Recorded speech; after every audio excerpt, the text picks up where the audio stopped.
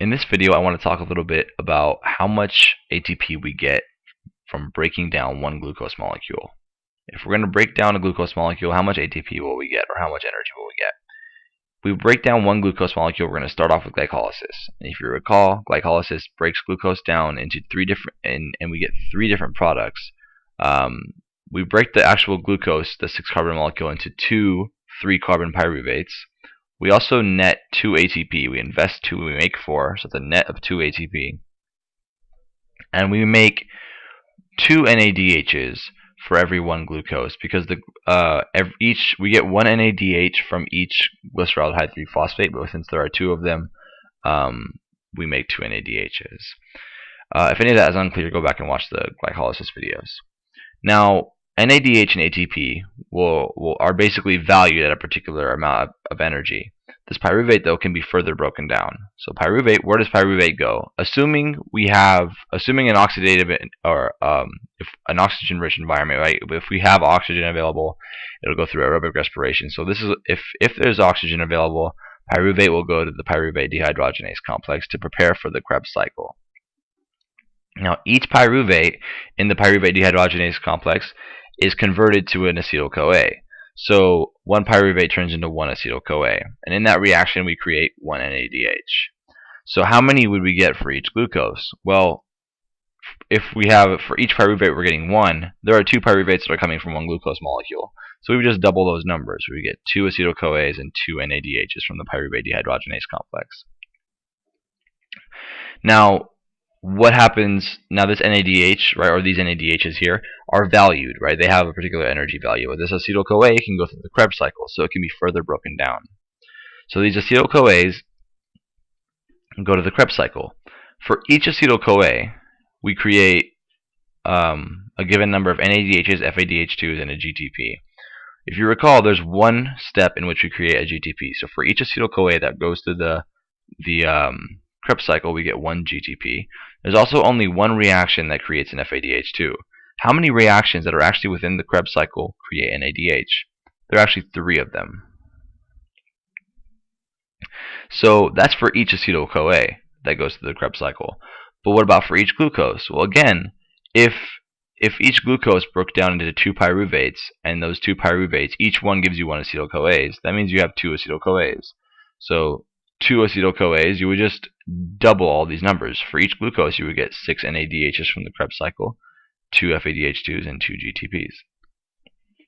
So now, we're going to calculate how much energy we get from 1 glucose molecule. How many NADHs do we get from the Krebs cycle and the pyruvate dehydrogenase complex? We have 2 NADHs here and 6 NADHs here, so that's actually going to be 8 NADHs. You'll notice that I wrote NADH twice, and I'll get to that in just a second. How many FADHs do we have? 2. How many GTPs? 2. Now, glycolysis, we had 2 ATPs, and we had 2 NADHs. You might be wondering why I wrote 2 NADHs, these 2 NADHs separately.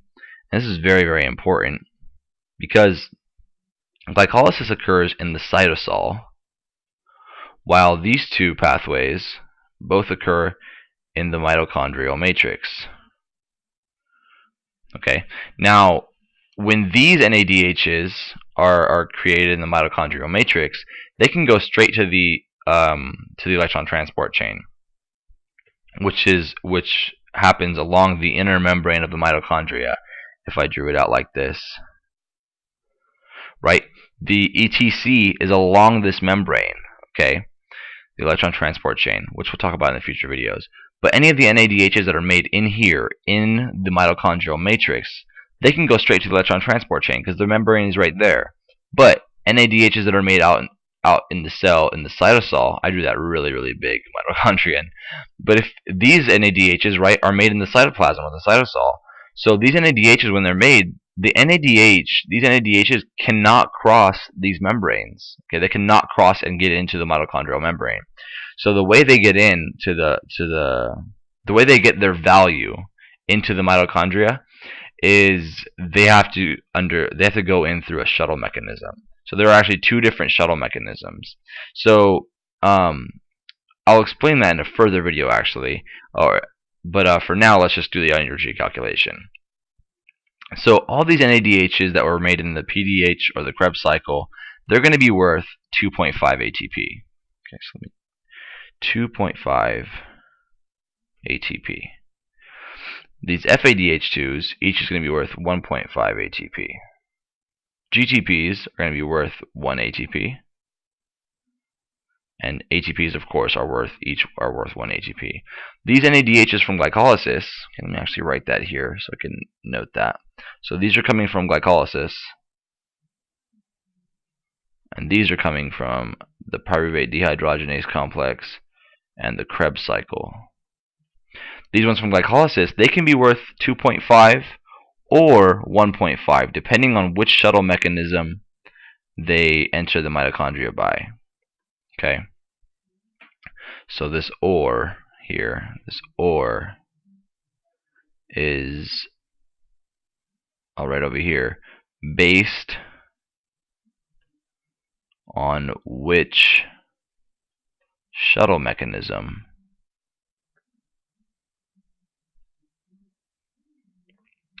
is used to transport NADH's value into the mitochondria. Okay, so if it was, I'll actually just mention them here. The malate aspartate shuttle would cause it to be worth 2.5 ATP, and the glycerol phosphate shuttle would cause it to be worth 1.5 ATP. I'll talk more about this in another video, but let's just do the calculation for now. So 2 times 1.5 would be 3. 2 times 2.5 would be 5. So that would be either 3.5 ATP from those NADHs there. This 8 times 2.5, that'll actually be 20. Excuse me.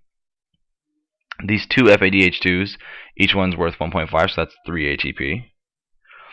The GTPs, there's 2 of them, and the ATPs, there's 2 of those. So if you total this up, 2 2 is 4, plus 3 is 7, 27. 27 plus 3 is 30. So we either have 30 or 32 ATP from one glucose molecule. Okay, so 30 if those NADHs go into the glycerol phosphate shuttle, 32 if they go into the malate aspartate shuttle. And again, I'll talk about that in another video. But this is basically how you calculate the amount of energy that you would get from one glucose molecule. Hope that was helpful. Thanks for watching.